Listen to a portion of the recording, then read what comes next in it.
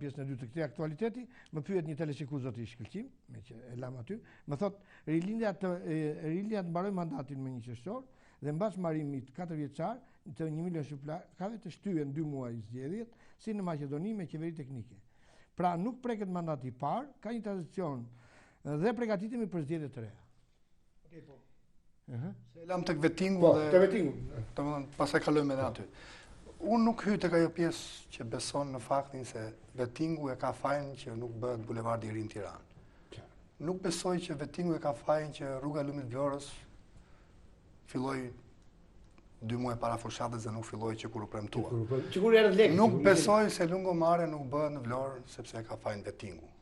Pra, këto janë prralla për të shitur, si thua, ato vendosmërinë e madhe që gjoja njëra palë që nga për vettingu dhe tjetra është për anti-vettingu. Ajo që u pa qartë këtu në këtë vend, e kuptoni, ishte fakti shumë i thjeshtë dhe shumë i kuptueshëm nga të gjithë. Duhej një reformë drejtësi, palët ishin të qarta për këtë, sigurisht gjithë secila nga palët kishte mënyrën dhe mendimin dhe versionin e vet. U ra një kompromis madhor, sigurisht me mbështetjen ndërkombëtare, me asistensën ndërkombëtare, me ndërhyrjen ndërkombëtare, që rëndësika kjo mund të komentohet nga format nga më ndryshme, por u arrit në një përfundim dhe në një setikurik u votuan ndryshimet kushtetuese thelbësore të cilat i paraprin një reforme tërësore në drejtësi. Çfarë ndodhi mbas kësaj? Ndodhi ajo që nuk e priste asnjë.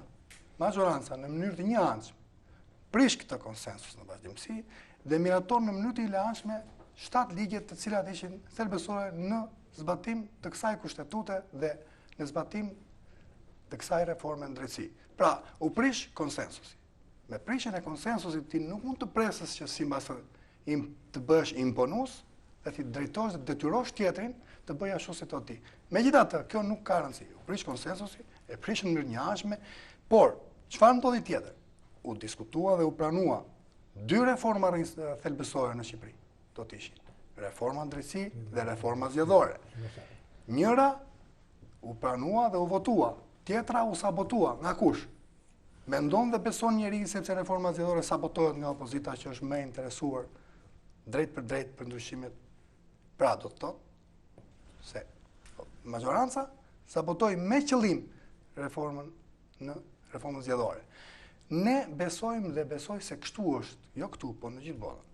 Thëmbra e akilit, fillimi, frymarrja, oksigjeni për funksionimin e një shteti juridik në çdo vend në demokraci është shteti ligjor, shteti juridik, i cili e ka bazën tek hapi i parë që janë zgjedhjet e lira dhe demokratike.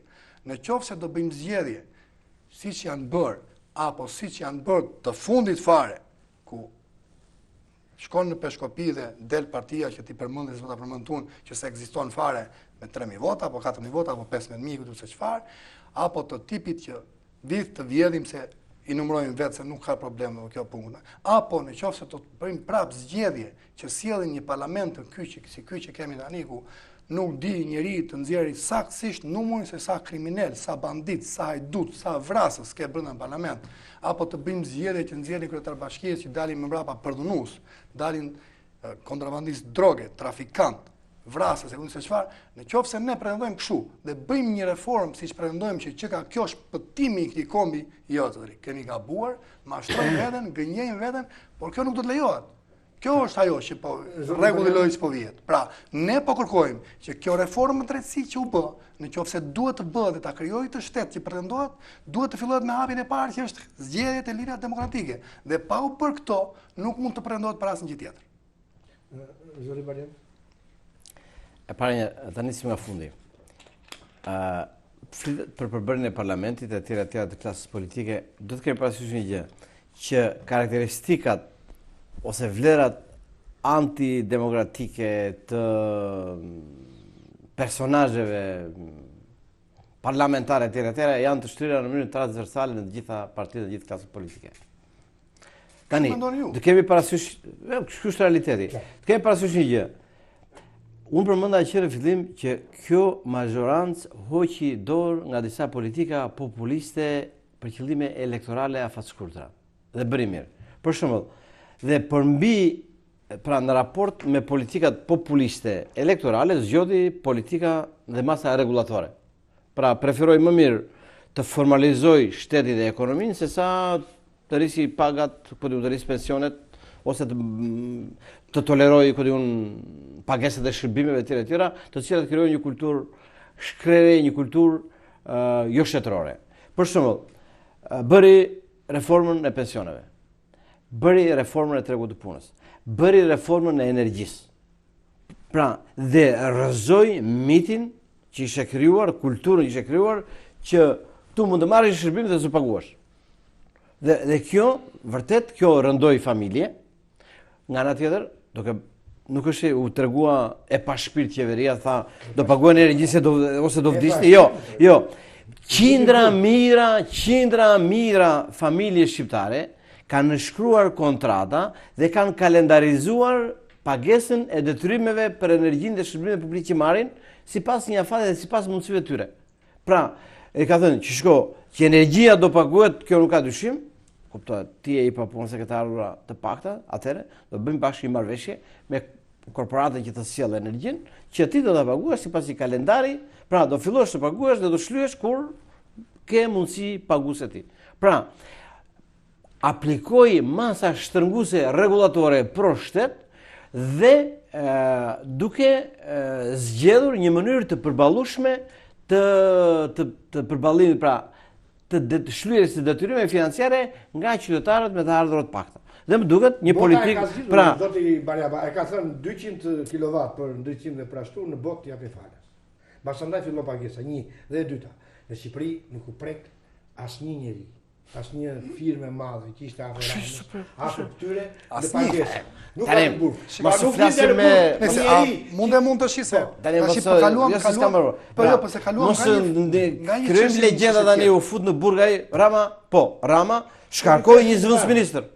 Vetëm për 2000 lekë që s'kishte paguar të vjetra, s'kishte paguar energjinë. Kjo nuk duket, nuk e konsideroni këtë? Jo, nuk e shkarkoj. Jo, e shkarkoj. Jo, pra të shkarkoj. Jo, e shkarkoj. E ka futur në punë. E ka futur në punë sepse është pajtuar me Tomdos. Në qoftë do analizojmë, unë po them, shkarkoj një zëvendësministër vetëm për shkak për 2000 lekë pagesë energjie në shtëpinë e tij. Të flasim me Pra, preferoj më mirë të ndërtoj shtet dhe të krijoj kulturën shtetërore demokratike dhe sesa të krijoj anarki, sepse anarkia shteti vonon, për kultura shtetërore vonon, por të nxjerrë në breg.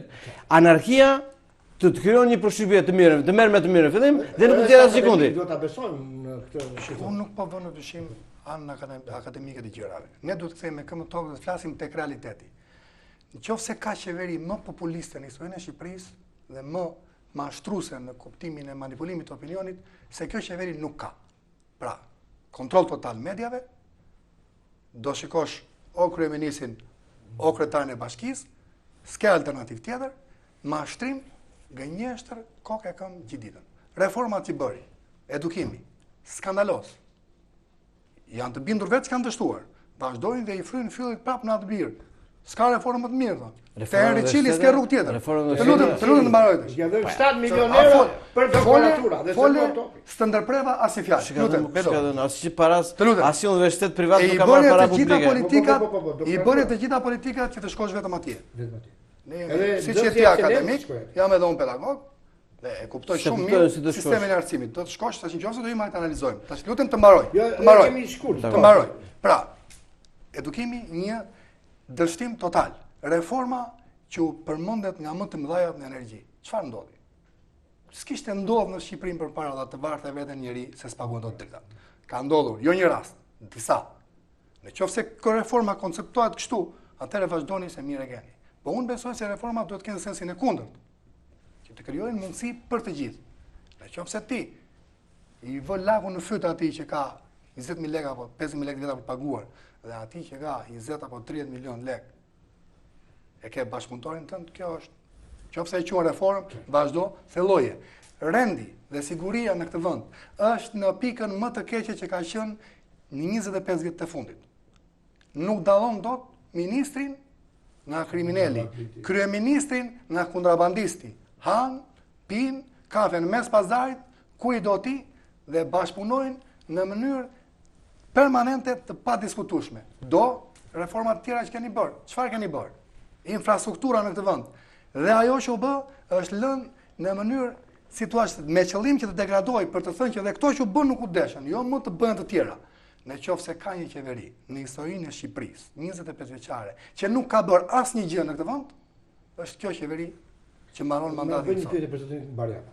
Thotë zoti Barjava, thotë kryetar gjykate dhe zotësit e tjerë në Tiranë, Shkodër, Berat, Fier, Vlorë, prokuror nga i përgjithshëm deri te janë të tjerë, oficer policie bugjeve. Në Gardh, thotë, u bën deputet se i kanë shërbyer Ramës në fshehtësi. Madje edhe kryetaria e Komitetit të Helsinkit është deputet e PS-s. Atëherë kush ka luajtur me drejtsinë? Ku ka në botë që kryeministri shan me libër shtëpi gjyqtarit? Ja kjo është drejtësia e këtyre 4 vjetëve. Jo drejtësia 4 vjetë, është drejtësia 25 vjetë. Okej.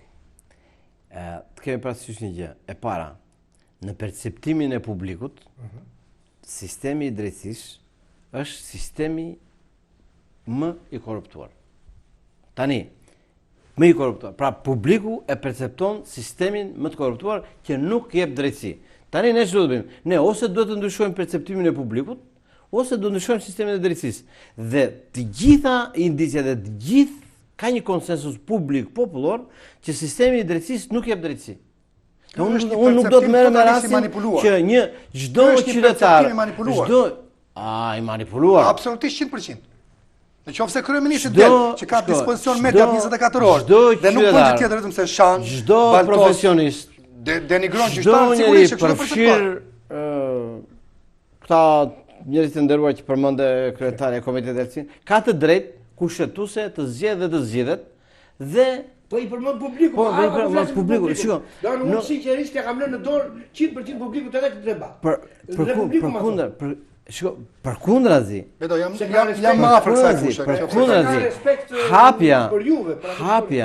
Hapja që bëri e Majta drejt shoqërisë civile, drejt profesionistëve është hapur të vlerësuar, sepse politika nuk duhet të mbetet pre dhe vetëm një fushë, një domen e përcaktuar nga vetëm politikan profesionist, por politika ka nevojë për profesionistë që kanë bërë karrierë në fushat e tyre dhe që kanë arritur mund të marrësh një pjesë më e denigruar, kështu siç pretendon. Kush bën e ka? Kështu po thua që sistemi nga sistemi i drejtësisë, nga sistemi që ti thua që është më i denigruar i më korruptuar. Nuk s'po ju emra, po nuk. Tash nëse kam nuk di asgjë. Jemi drejt fundit. Unë nuk di asgjë që të jetë marrë nga sistemi i drejtësisë. Tu po flasim dhe po i vazhdojmë dhe po i mëshojmë një politikë e cila të paktën 4 vjet të fundit ka arritur kulmin e saj. Sistemi gjyqësor dhe prokuroria në tërësi, nga sistemi i drejtësisë është kthyer në një tabelë qitje dhe është vënë në ekzekutim. Pa në një presion të paparë. Kryeministri që merr telefon gjyqtarës herë parë ndodh në Shqipëri. Mund ta kenë përdor, ta që kanë pas pushtetin në 25 vjet drejtësinë. Mund ta kenë përdor. Por që të marrin telefon drejt për të gjyqtarin është herë parë. Kryeministri merr telefon, është kryeministri merr vendimet vet. Të lutem. Në qoftë se kemi një perceptim të opinionit është 100% i manipuluar. Ke një kryetar. Ke një kryetar bashkie që del dhe vetë bën protestë. Nuk të isha të kundërshtojnë, të kundërshtojnë publiku. Le të më kundërshtoj mua më çka Po të kundërshtojnë. Mos i thuaj publikut që sistemi i drejtësisë nuk është i korruptuar. Nuk po i them ato. Po i them që perceptimi që kjo pjesë e shoqërisë, kjo pjesë e sistemit, kjo pjesë e shtetit është më e korruptuar se tjerat, ky është një manipulim total. Zotri, që të kesh një problem me drejtsinë që çështja fillon tek ekzekutivi. Pronat i kthen agjencia. Sa vjet ka agjencia që jep vendim? Kush e ka fajin? E ka fajin vettingu? E ka fajin gjyqësori? Ky është manipulim. Që të lutem, kur krijohet një konflikt, të gjitha, të lutem, ke me mira vendime gjyqësore të dhëna që nuk i zbaton kjo qeveri. Vendime gjyqësore të formës pre. Zotri, vendime të Strasburgut që të kanë ardhur tu dhe nuk i zbaton kjo qeveri. Del kryeministri, lutem. Më mirë të mos e kthej pronën se sa pronën e Hasanit ja kthej Hyseni. Nuk bën gjë tjetër. Më mirë mos e kthej se sa ta tjetërsoj. Prona është atje e pakthyer. Qëllimi është i marrë se sa dhe është shumë mirë se sa qëllimi është ka ti marrë vetë. Po këtu jemi në një situatë alarmante dhe të tmerrshme.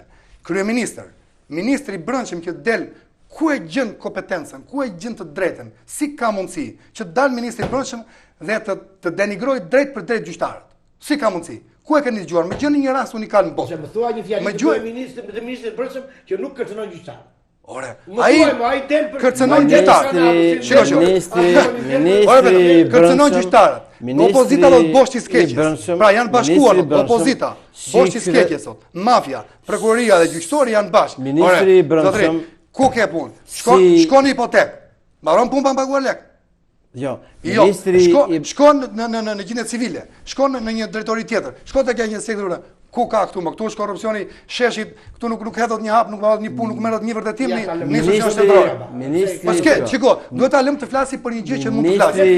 Nuk ka çfarë thot për këtë. Ministri i Brendshëm. Këtu jemi në një situatë që qeveria ka rënë brenda kokës me politikën e saj mashtruese, denigruese dhe populiste.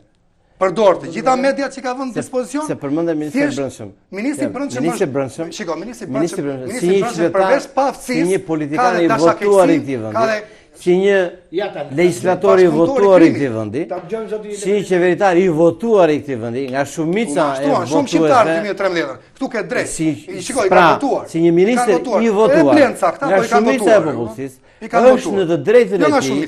Është në të drejtën e tij.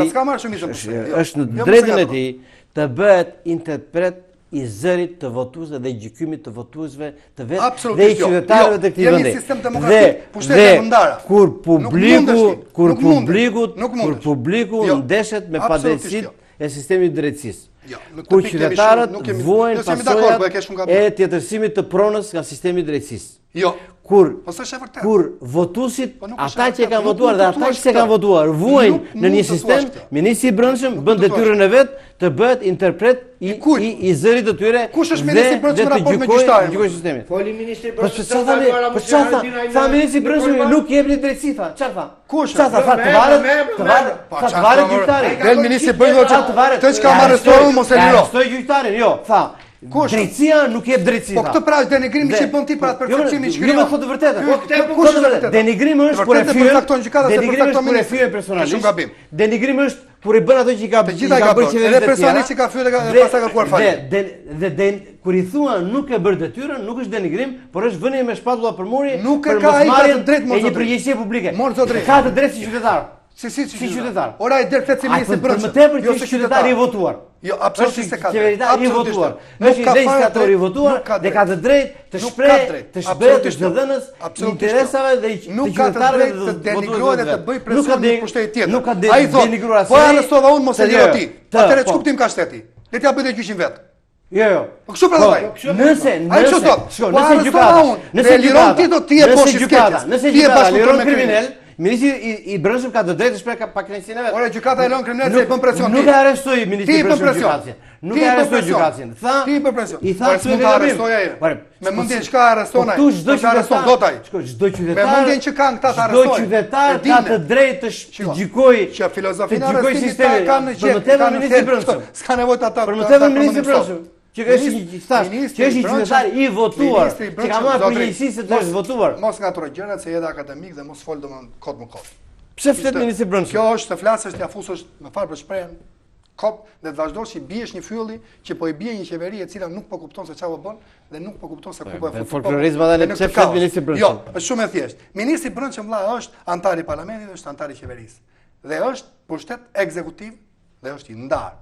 Kur flet si ministri i Brendshëm dhe i thot gjyqtarit pse liron ti atë që arrestoi unë dhe ti je korruptuar, ti je hajdut, ti je band, ti je kështu, kjo është absolutisht e ndaluar me kushtetut dhe me ligj. Dhe ai do të mbaj përgjegjësi për këtë. Nëse del një kryetar bashkie dhe më shkon mua përpara gjykatës, duke sharë, ofenduar, protestuar, ore zotëri, ti je pushteti ndar. Ku shkon ti? Ministri i Brendshëm, si qytetar, si ministër, si legislator, ka të drejtë të bëjë vlerësime të veta. Jo, është tjetër nëse ministri i Brendshëm ta arrestojë gjyqtarin se dha një vendim të gabuar. Vlerësimin e punës së gjyqtarit do të kërkojë që bëjë ministri i Brendshëm ka detyrë të kërkojë të hetohet çdo vendim i padrejtë. Ta kërkoj. Atë kërkon. Jo, atë kërkon. Por i thotë jep një vendim të padrejtë, atë kërkon. Atë qeveria i tani i ka përcaktuar check and balance sot sistemi. Qeveria ka përcaktuar mënyrën. Ka antarët e saj në KLD. Kontestosh gjykata sot nuk njeh shteti. Absolutisht po. Bie rastin e Erion Velis. Jo, është të mërshme. Shiko, është të mërshme. Të kontestosh gjykatat, të kontestosh gjykatat. Jo. Është pale jushme. Të mos zbatosh vendimet e gjykatave. Nuk mund marrësh leje, nuk proteston dot. Ore Bejto, është shtet anarshi. Cili është problemi këtu? Cili është problemi për qytetarët shqiptar? Është problemi që gjykatat japin vendime të padrejta dhe grabisin të drejtën dhe pronën e qytetarëve? Apo është problemi grabit me koncesione 100 milionë euro një herë sa i po. Po ky është presioni që bëhet. Apo është problemi pse kritikojmë gjyqtarët? Problemi është se gjykatat nuk japin drejtësi. Nuk është problemi pse shkojnë në borën e gjykatës 5 qytetarë protestojnë. Problemi është shumë i thjeshtë. Asgjë keqe nuk i vjen sistemi. Problemi është shumë i thjeshtë. E keqja vjen nga grabitja që bën sistemi. Duhet ta shikosh problemin nga ana akademike. Dhe është shumë i thjeshtë. Juve jeni rritur dhe edukuar me një mentalitet. Postulata akademike thotë njëri në drejtësi. Kur flet gjykatat të tjerë thjesht. Absolutisht po. Juve nuk kuptoni ndarjen e pushteteve. Juve i thoni zotëri, po të erdhi plotfuqishmi, po të arrestoj, nuk mund të ndodhë që gjykata mos të dënoj. Në rastin që nuk dënon, gjyqtari është bandit, është kriminal. Jo, po dhe këtu do ta bësh. Që ka mbetur brenda Emiliano Sullazit. Absolutisht. Do t'i lirosh dhe do Beto, do dënosh që thonë ata, do lirosh që thonë ata. Moderator apo do bësh pal? Jo, tani pal. Se kemi çështje pale, çështje e dukshme. Dua të me që më the dhe këtë kemi diskutuar dje me shumë veta. Gazetarët në botë pal janë, për arsye sepse gazetarët ndorri ish kryeministrin tonë nga studio. Në Amerikë kanë të drejtë të deklarojnë para praktikisë. Po. Po kudo ka edhe në Evropë. Nuk është gjë në Evropë. Gazetari grek, zotin Rama, por kjo nuk jep drejt denigron. Ndorri nga studio. Do an për hiç vërtet. Megjithatë e diskutojmë edhe unë pranoj që janë pal, më thot dikush për gjyqtarët shkarkohen se janë në detyrë gjykate. Nuk don apo shkarkohen sepse kërkon Edi Rama apo KLD-ja. Gjyqtarët, e para një shkarkohen se shkelin detyrën. Gjyqtarët do të shkarkohen sepse nuk shkelin detyrën si gjyqtar. Shkelin ligjin. Po i thuaj zotit Barjaba thotë që zëri i pavarur në drejtësinë shqiptare është i ministrit të drejtësisë. Më thuaj kur kryeministri e ka pyetur ministrin e drejtësisë në këto 4 vjet. Ky është problemi. Ministri i drejtësisë. Ky është realiteti. Ministri i drejtësisë, ma jep definicion. Ministri i drejtësisë, të gjithë ministrat e drejtësisë janë përfaqësues të qeverisë të janë antar të kabinetit qeveritar dhe i kanë shprehur mendimet, gjykimet dhe votën e tyre në kuadrin e kabinetit qeveritar. Kanë vendin e tyre në KLD dhe i kanë që ti ta kesh në mbledhjen tavolinë. Dhe i kanë shprehur vendimet e tyre në KLD. Tre letra për ndërkombëtar. Ose Petit Vasili nuk duhet të qëndrojë në këtë kabinet. Letrat duhet të dimë të dallojmë. Letrat, komunikimet, gjykimet, vlerësimet politike nga vendimet ligjore që merr Këshilli i Ministrave. Nëse një ministër del kundër vendimeve të Këshillit të Ministrave, që ka dalë hapur. Del kundërshton dhe nuk zbaton vendimet e Këshillit të Ministrave, këtu është problemi. Nëse një ministër kërkon të diskutojnë gjërat, edhe politikisht, tu është në drejtën e vetë. Nëse një ministër i kundërvihet organit kolegjial ku është, është një lloj qeverisje me parcela. Jo, s'është qeveria me parcela, qeverisje me parime, qeverisje me parcela jo me parime. Kemi shumë besim zot tek logjika ekonomike e zotit Barjaba. Si do vej gjendja ekonomike zot për problemet ekonomike? Bazuar tek ashashi duhet si mirë. Jo. Kemi pasur një miq erë në terrenin e ekonomisë dhe të flasim për ato që interesojnë qytetarët. Rritja e Shqipëria, s'ka, edhe për ekonomisht do mos dosh vetingu. Absolutisht po. Sepse vetingu do të thotë që nuk do ketë më gjyqtar që do të jetojnë pranë.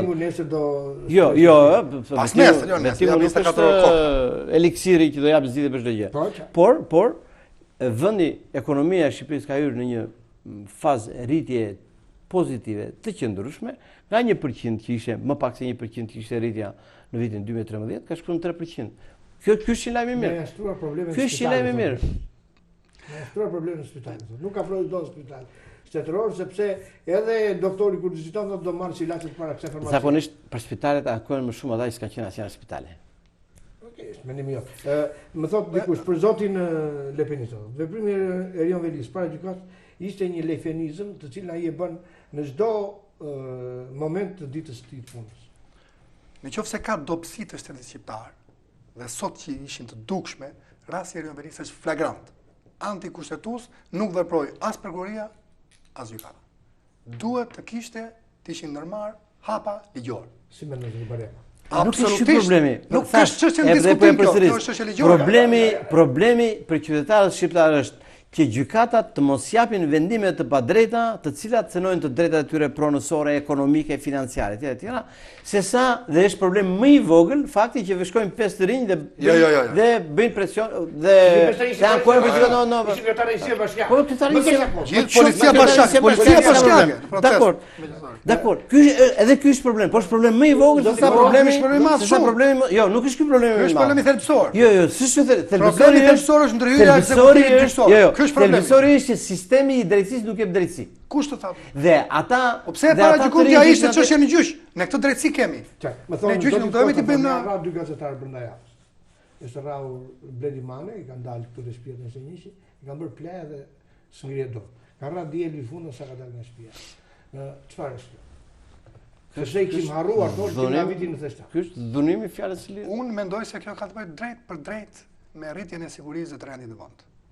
Domethënë, nëse kuptojmë drejt në këtë rast. Po lotë krokodilit më thot ky, ja këtu më thot. E qau i pari ministri Brendshëm. Mi ai qau i pari. Si gjithmonë ai qan i pari, sepse i vjen keq më shumë, domethënë, në krye të kësaj bande është ai. Në krye të krimit. Është fatkeqësi kombëtare. E kupton? Është ministri Brendshëm. Në krye të kanabinizimit të këtij vendi është ministri Brendshëm që ekzekutuan dha 98%. Vetëm tonët që po kapen. Po ta mbyll këtë intervistë, do t'ja lexoj pyetjen këtij Kuti Mgjuzit, se shkretari konservator, do thotë, thuaj zoti Bari Aba nuk ka zgjidhje me këtë kryeministër dhe qeveri të hajdutëve, korrupsionit dhe drogës, kriminalëve, qeveri tranziti, duhet një qeveri tranziti thotë për zgjedhje të lira. Ndryshe do ndodheshin në Maqedoni. Do ndodhin në Shqipëri si në Maqedoni. Qeverin, zgjedhjen e parlamentit dhe qeverisë ja lëm votuesve, ja lëm qytetarëve. Nuk e vendosim dot as në studio, as në atëherë më duhet qeverin e vendos qytetarët. Mendon që do jetë Petri Vasili president apo Mikoleli? Se di ajo filloi fushat në shkollë. Po di unë, kjo është pyetje për cilën nuk kam përgjigje. Atëherë për sa i përket pyetjes në lidhje me qeverinë dhe zgjedhjet. Duhet jemi të qartë, ta kuptojmë mirë, ta lexojmë mirë vendosmërinë e këtij populli që po proteston. Të opozitës që është në krye të protestë. Ta lexojmë, ata që nuk duan ta lexojnë. Sigurisht se një palë ka të qartë. Është një kërkesë e artikuluar qartë. Dhe është hera e parë në historinë e protestave në Shqipëri që ka një kërkesë dhe të artikuluar shumë qartë. Zgjedhje në këtë vend, me këtë band, me këtë kriminalizim, me këtë kanabinizim, me këtë lloj qeverie që është sot, nuk ka dhe nuk do të ketë. Kjo është e qartë dhe e prerë. Pra do ketë zgjedhje të lira, por jo me këtë band.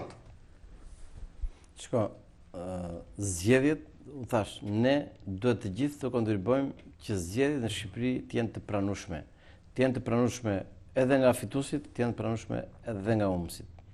Pra, dhe kjo do të thotë që të gjithë duhet të kontribuojnë për një proces demokratik normal, të pa influencueshëm nga asgjë tjetër e jashtme. Pra, në mënyrë që vullneti i votuesve të lexohet dhe vullneti i votuesve dhe leximi i vullnetit të votuesve të prodhojë parlamentin dhe qeverinë që meritojnë qytetarët.